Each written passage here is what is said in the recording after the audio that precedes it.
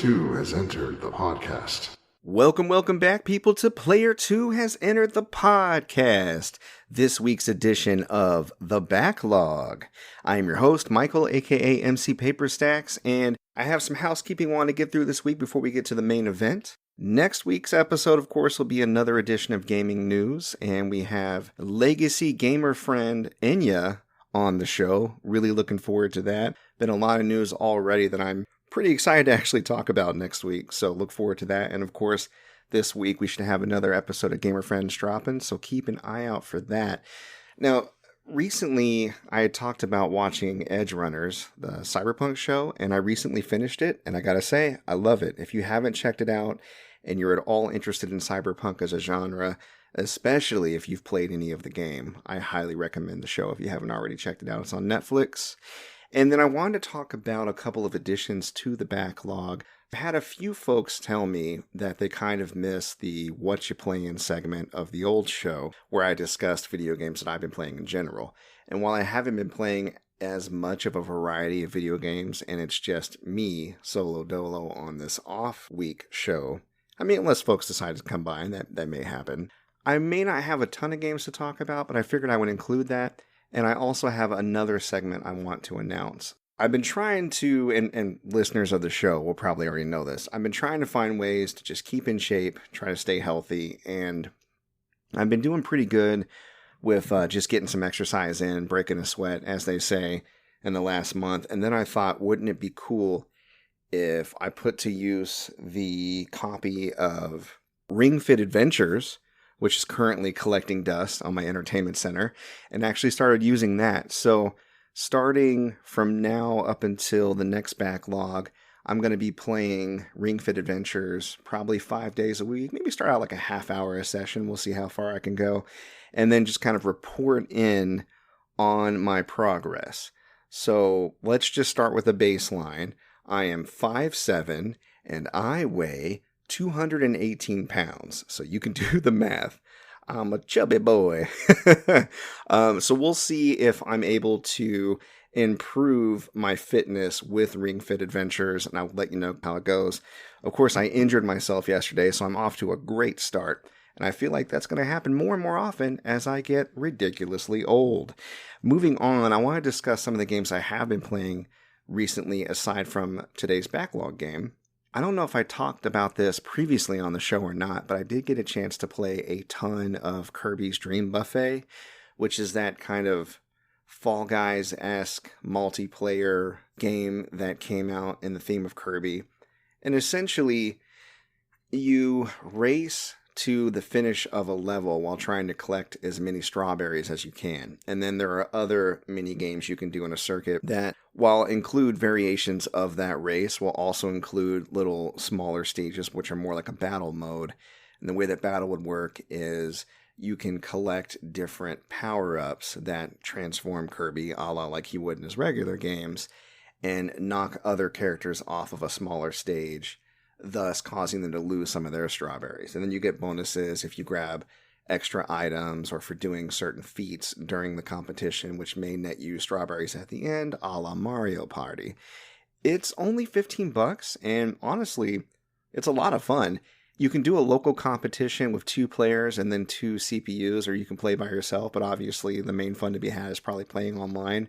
And the more you play, the more costumes you unlock and variations and different songs and stuff from the Kirby franchise. Obviously, my kid, being a huge Kirby fan, loves the heck out of it, and he loves unlocking stuff, especially from Forgotten Land, because that's the game that he's most familiar with. So if you're at all a Kirby fan and you enjoy local minigames, if you enjoy, the Fall Guys style gameplay, I'd recommend it. I think it's great.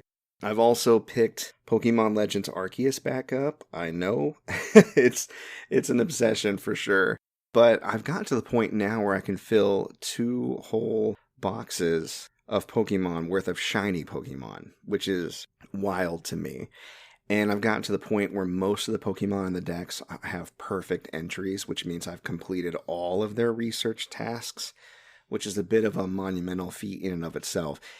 I figured I'll feel like I've completed the game once all of the research tasks are done on all of the Pokemon, and I have at least one shiny for each Pokemon that shows up in the wild. Obviously, I'm not going to get a shiny for any of the legendaries, save for, if there's an event. I'm oddly still having fun with it. It costs, at this point, about 800,000 of the in-game dollars in order to expand my pack, let you know where I'm at with that. I've just been getting in my free time. I haven't really latched on to a main game per se, and I've been bouncing back and forth between this and that and the other. I also inexplicably picked up Rayman Legends. I already had it, but it was just on the PlayStation 4, which we kind of keep in the upstairs living room as a way to turn our older TV into a smart TV, since I use the PlayStation 5 now. And I've played a little bit of it before, usually like the first couple of levels, and then I kind of hop off. But I really gave it a go and played a bunch of levels. That game is gigantic. I didn't realize just how many levels there are in Rayman Legends. And some of them are a lot of fun. And some of them actually get really challenging. So I kind of love that game. I know it's like super old. I feel like it's a decade old. I can't remember exactly when it came out. But I really, really enjoy it. And if anybody has it kicking around as like a free game they picked up for Gold or PlayStation Plus or whatever, I would recommend giving it a shot if you ain't got anything else pressing at the moment. For JRPG fans, obviously, you have a lot pressing. Derek and I were talking about that the other day. But let's get into it. We have the main backlog game, the first half of Mystical Ninja Starring Goemon. This is from the Ganbare Goemon series. I think, and I could be wrong, I haven't confirmed this, I think only 2 games came stateside. Most of them stayed in Japan. I remember picking this up as a rental back in 1998 on my friend's Nintendo 64, and he didn't have a controller pack, which is what you would use to save N64 games. So I basically had to stay up all night long and play as far as I could, and I didn't beat it. I think I got as far as the second robot fight, which I'll get into what that is later on. And then I want to say probably 14 years later, around that time, it would have to have been around 2011, 2012. I visited my cousins in New Jersey, and he had an N64 and a copy of the game Collecting Dust. And I was like, bro, you got Mystical Ninja Starring Goemon? He goes, that game? It's dumb. And I'm like, are you crazy? So I said, pop that bad boy in. And of course, he didn't have a controller pack either. But I got him to see the beauty of this game, and he was really into it. And we pledged that on that Thanksgiving weekend, we were going to get through the game, even if we had to leave the N64 on when we left the house and came back. And still, we couldn't quite make it to the end. So this has been a bit of a white whale for me in gaming. I eventually found a copy of the game at a thrift store for a couple of bucks, and honestly, if you look it up online right now, you can find it for really cheap, which is awesome because it's a great game and you don't have to go scouring for it or pay WADA level prices, which is awesome.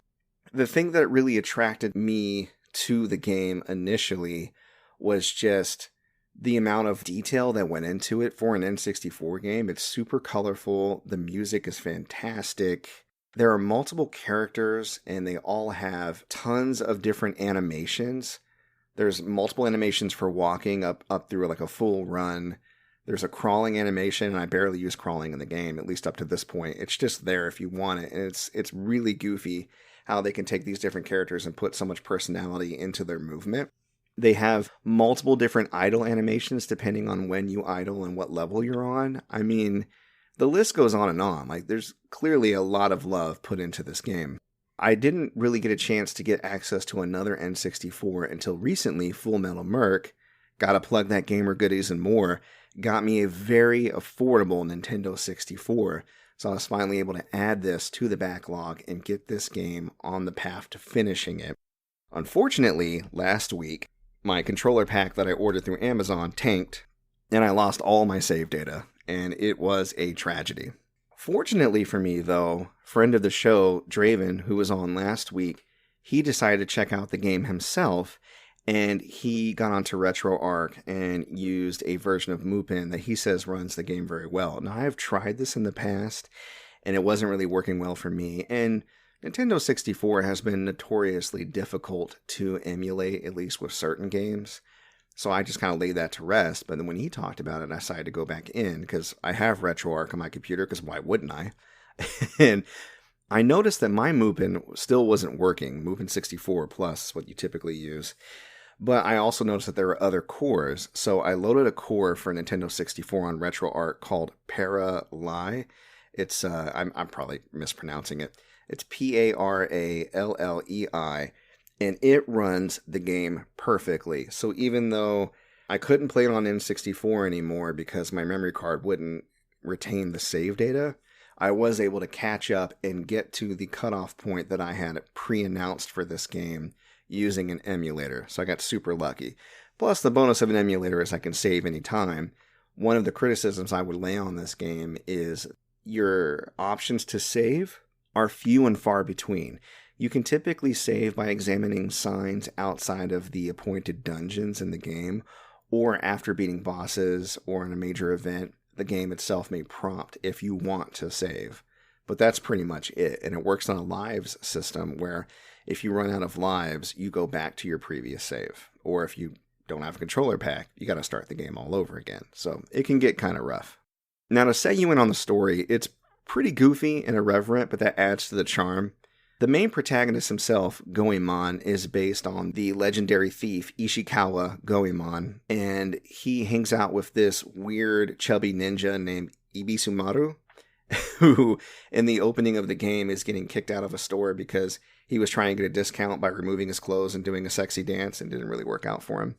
And what kind of kicks off the plot in this particular game is a peach-shaped spaceship that uses lasers to attack Edo Castle, which is near the town that they currently reside in. And so they go to investigate. And through the course of the game, you find out that the purpose of what they call the Peach Mountain Gang, which is the bad guys of the game, they want to convert Japan to a giant stage and the citizens to loyal dancers that will then form a Western theater troupe. I don't know. It's really weird. Anyways, obviously Goemon wants to stop them because they're kidnapping people and attacking landmarks and generally causing mayhem. He doesn't like it. There's lots of points where they use the font and the dialogue in interesting ways. Some of the jokes are actually punctuated with laugh tracks. I mean, it's clear from the get-go you shouldn't be taking this game seriously. And I mentioned before, the music is really good. It really sticks to your ribs. There's a lot of traditional Japanese music mixed with pop in a very fun way. And it just really gives the game this kind of neat energy that I mean, music can obviously carry a game a long way, right? One of the best parts about this game that definitely puts it above, say, the previous Backlog game, Beyond Good and Evil. You know, we had an issue with Beyond Good and Evil where we were like, where do I go? Right? And we eventually figured it out. But the cool thing about Goemon is they have this mechanic of a character called the Plasma Man. It is marked by a very distinct symbol in towns and near towns, basically where you would end up in your travels. And you can visit the Plasma Man and give him a very small amount of money, and he will tell you what you should be doing next, like where you should go or what the next step to move along the story is. And of course, he does it in a really goofy and fun way. So you never really have to worry about where you should go or what you should do. And you don't have to worry about getting lost, even if you put the game down for a while and come back, because you just go visit the Plasma Man and he will tell you what to do. Another fun thing about the game that was not necessarily guaranteed for its time. I won't say it's ahead of its time, but it was definitely great to have. At some point in the game, you unlock fast travel. And that way you can visit any town, dungeon, castle, or coffee shop, and this game is littered with coffee shops, that you visited previously. So that way you can zip around Japan at your leisure, revisiting old dungeons with new powers to unlock new areas, or bouncing back and forth in order to advance the game, essentially. At this point, I think I'll get into the story. I mean, I would say spoilers, but honestly, I think even if you know about the story, it's not going to really ruin your enjoyment of the game if you decide to pick it up. However, I will mark, obviously, spoilers in the show notes in case people do want to skip this part, but I'm just going to give a recap of the story. So I mentioned before, the peach-shaped flying object fires lasers at Edo Castle, turns it into a weird European-style castle, and worried about the Lord of Edo, Goemon and Ibisumaru decide to go check it out. The first thing that you're tasked to do in the game is actually upgrade your weapon, and this is a mechanic that will pervade throughout the rest of the game. You have a pipe that Goemon uses to attack, and Ibisumaru uses a mallet, like the cartoon that he is. And the first item you'll go to Mount Fuji, climb all the way to the top, and meet a man who makes a specialty pipe called a chain pipe. And this can be used to cross large gaps by attaching it to these star blocks. It's a lot less complicated than it sounds. It just gives you an additional traversal option. And a much longer attack because it extends, you can hit enemies from farther away. Using the new chain pipe, you're able to get in the castle, fight your first boss, and then get tasked by the Lord of Edo to find out just what this Peach Mountain gang is up to and go try to stop them. The first thing you decide to do after saving the castle is find the Wise Man, which is a character from the Goemon series. But as soon as you approach his house, it explodes, and one of the members of the Peach Mountain gang, a guy named Baron, pops out and immediately attacks you with a giant kabuki robot, and you're able to summon your own robot from a shell that you found amongst the house's rubble, and the robot is called Impact. And the way that you summon the robot and the song that plays is very emblematic of old Japanese kaiju movies or anime. I mean, he has his own theme song, it's sung with gusto, and then all of a sudden you're in a giant robot and you're sailing towards the other enemy robot in a mini game where the more like obstacles you clear and attack, the more health you'll have for the ensuing boss fight. And it has its own controls, like you're inside the mech, you can see your health and the enemy's health. You can use a chain pipe to like pull the enemy towards you, give it some punches, dodge the enemy's attacks. It's really fun and it varies up the gameplay a lot. And this is an example of what the game does really well, where it is constantly changing up how you're playing the game. You're either getting new powers to traverse to new areas, getting new characters, or finding interesting bosses in interesting venues. Because right after you defeat this robot, the next town you get to, you get a new character. Her name is Yai. She's like a ninja, and she uses a sword. And then you find out that in this town, children that have any kind of a dancing talent are being kidnapped. And it's by a dragon that was set to be a travel agent dragon. I guess the dragon like carts people around Japan, but it's attacking people now or kidnapping them. So you get transported to the dragon, and now you're on the back of a flying dragon, and you're heading up to its head. And another one of the members of the Peach Mountain gang has a robot that's controlling it that you have to defeat. And then once you defeat that robot and free the dragon, that dragon is what becomes your fast travel service. You'll get a flute that Yai will be able to use anytime you're outside and then go to any other place that you previously visited, which is great. Super convenient. Now, once the dragon god entity is free, they turn back into their human form and tell you that they were being controlled. They apologize for the kidnappings. They let you know where the kids are. There's this hot springs area you need to go to, but it's locked up, save for this small hole that only a mouse could fit through. And that's where Ibisumaru gets a new power where he can actually shrink down by using these magic dumplings that you find in a town. And there's a mini game where you're in a cupboard and you're grabbing the dumplings to train to learn how to shrink down. And there's like a kid that keeps opening the cupboard, and if he sees you, it's game over. So again, goofy, weird mini game to get powers. Love it. And there's weird stuff in the dungeons too. You may come across a crane game or a giant pool table. There's so many interesting and fun ways that they do level design in this game. Honestly, it's just a treat to see like what the game is going to present you with next. Eventually, you get a camera that can be used to expose hidden objects. You can use it to make, like, say, ghost enemies corporeal enough to actually defeat. So that's pretty neat. You actually get a robot doll eventually through your adventures, but it's without its batteries. And once you find the batteries, that becomes your fourth character. It has a shuriken it uses to attack. I think his name is Yasuke. And he also has bombs, which you can use to get into secret areas. And I think that covers all of the extra stuff I've gotten. There may be one more power. I think Goemon can throw money, but he got a power to charge up the money and throw it with a flame so he can light candles and set things on fire, which again helps you with puzzle solving. At this point, after I've gotten through all of the dungeons and revived Yasuke, I'm about to enter the Festival Temple, which is a base of the Peach Mountain Gang, and that's the halfway mark I decided to stop at for this past 2 weeks. So in the next 2 weeks, I'll be working to finish the game. If you decide you want to play along, we're basically starting at the Peach Mountain base right after the ghost toy dungeon, and we're going to be going through to the end of the game. I hope you'll join me for that. Honestly, there are criticisms I can make of the game. The camera system isn't perfect, and because you don't have camera control, it can be difficult sometimes to line your character up for certain platforming jumps. You get used to manipulating it to your favor, but it is clunky, and I will admit that. And I would say, obviously, with it being an N64 game, it's going to be a little aged graphically, but again, the art style and the color really make up for that. The fourth wall grazing dialogue and the silliness of the animations and just, the creativity on display. I was laughing and smiling constantly while playing this game, even all these years later. I really think it stands the test of time, but that could be nostalgia speaking. I don't know.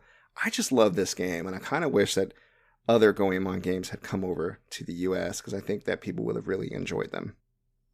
That about covers it for the backlog this week.